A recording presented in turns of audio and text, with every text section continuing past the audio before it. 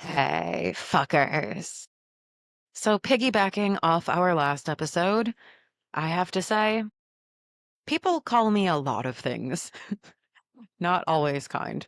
But one that I've heard regularly is adaptable. And here's why I would say that that label is accurate. Acceptance. I do it fast. I adjust the direction I'm headed in or how I'm going to go about getting to my destination often. Very little, if anything, goes the way that I plan. Let me just tell you that much. And here's a secret little tip. You may have heard of the two-word acceptance mantra that's been going around the internet lately. The way to take care of yourself in the face of bad relationships, especially, has been boiled down to this very simple viral phrase: let them.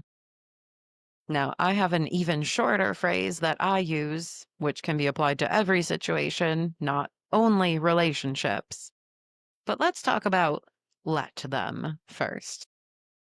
The purpose is to accept people for who they are and allow them their autonomy without being drawn into codependence, control, coercion, or other forms of energy zapping strife. Your mom wants to be an asshole about this upcoming party? Okay. Let her. Then adjust your behavior accordingly from there, such as not going to said party. Your boss wants to give you a surprise second job without increased pay? All right, let them. And then start applying to other jobs immediately, or otherwise protect yourself from the exhaustion that they're demanding by only doing what is possible while you're on that clock. Let them observe the results of their own decisions and actions instead of trying to fight against it, to change reality, to change them, to change their perspectives, or to make up for their unwise behaving. I like it. Let them. I have used it for years.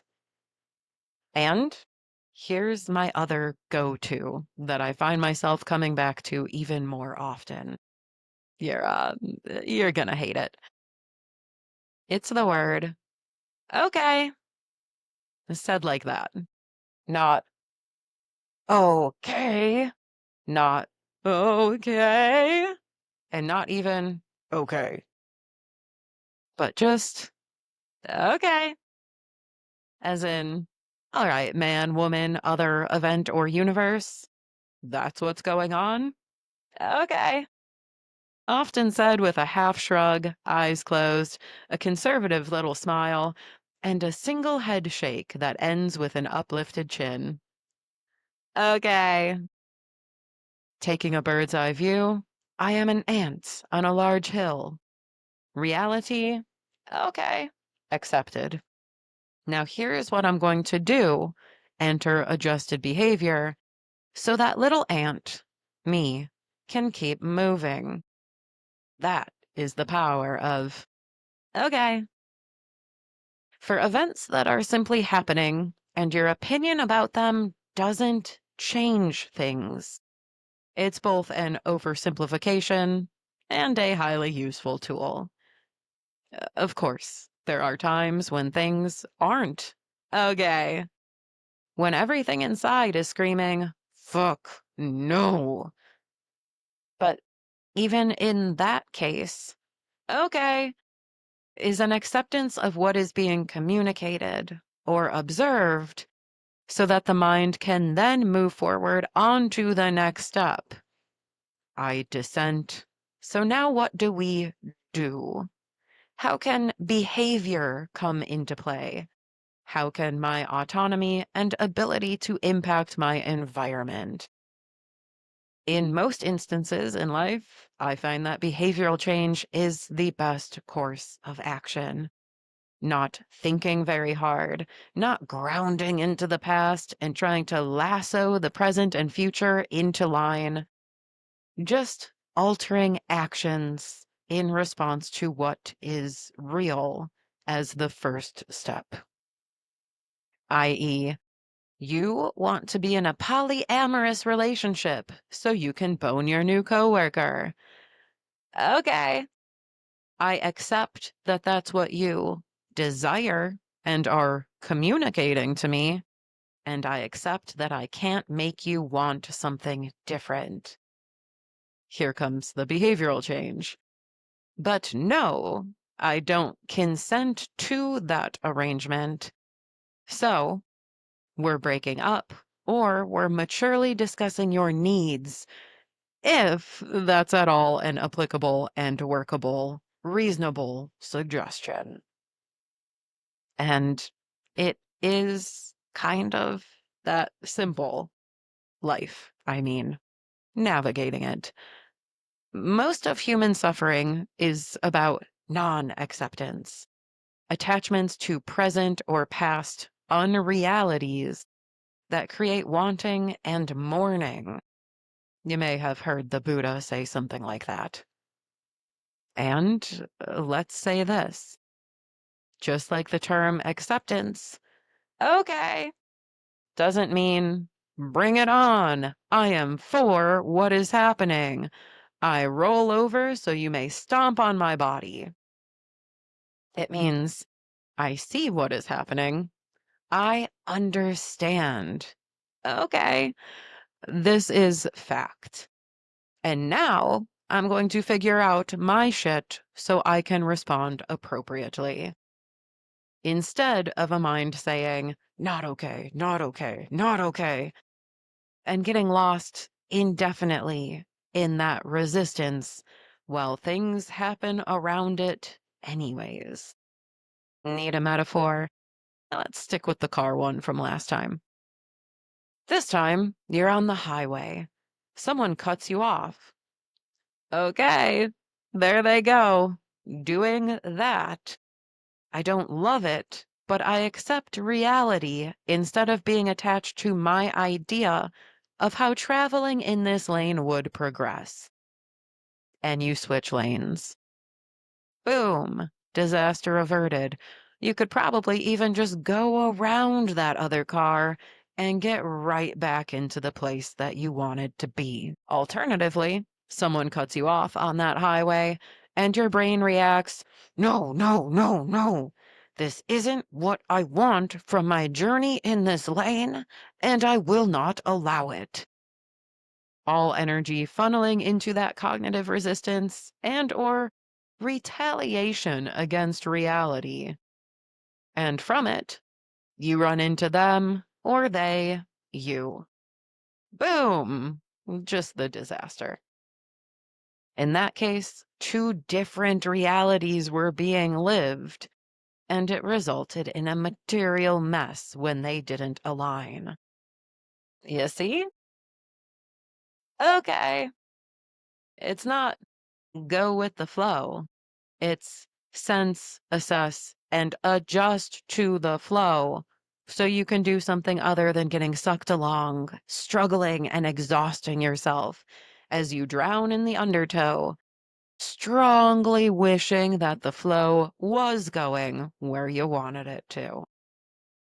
Okay, doesn't signify your attitude towards what's happening. It's acknowledgement that what's happening is happening, that your mind is keeping up. And you might as well be neutral about these observations because here it comes.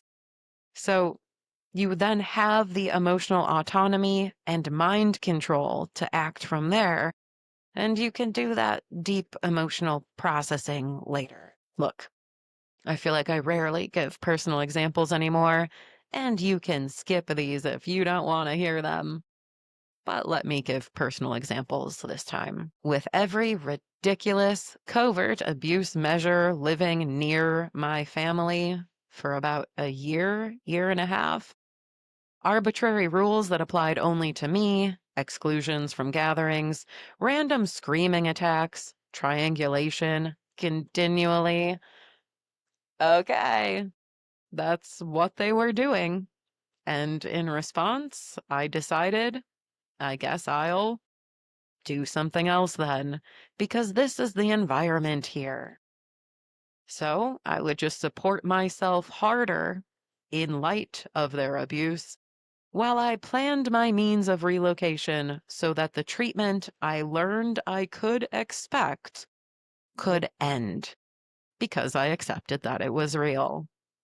Okay.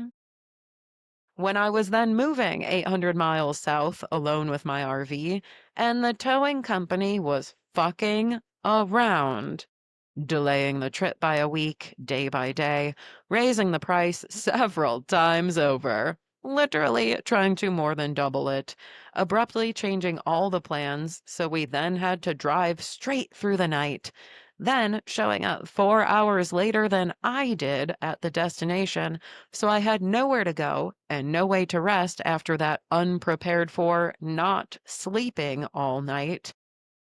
Okay. At every point along the way, successfully getting through that move, the drive, the stress, the grocery shopping at 7 a.m. while I waited for them to show instead of wasting my time.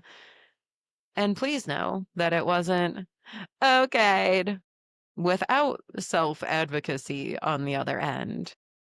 It was more, okay, I hear that you're trying to fuck me.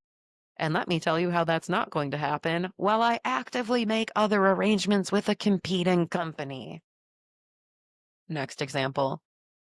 Hey, a fire took away my intended home at our last state park residence. Okay, guess we're moving. And they need a new camp host at this new park because everyone who has come before me knows that it's a huge pain in the dick and the summer labor is not worth the gig. Well, okay. Guess we're going to have a hard summer with a lot of, again, self advocacy to make sure that I don't die under these conditions. No working internet here. Okay, I've got to work. We're getting a hotspot today with a new cellular carrier. We're abruptly out of data. Okay, we're going low tech for the next week and focusing on other shit that needs to get done, so I'm ready to hit the ground running when I do have the internet again. I could keep going. Okay, and then adjust. Not to skip processing, not to bypass emotions, not to people please or make them happy at your own expense, not to acquiesce to unworkable conditions or abusive treatments, but okay, to limit the amount of time and energy wasted fighting anxiously against what a brain wants or doesn't want versus what it would really, really, really, really, really prefer was happening. That way, you don't get stalled out or avoidant, thus landing yourself in not okay quicksand or spiraling emotional undertows that can really damn you while you try to catch up with what is going on. And that's the end of this episode. Abruptly throw in a curveball to give you the perfect opportunity to say, okay, and decide what you want to do next. I recommend you make it self-supporting and behaviorally based, because you can't change what is happening, but you can always change how you respond. Okay? Cheers.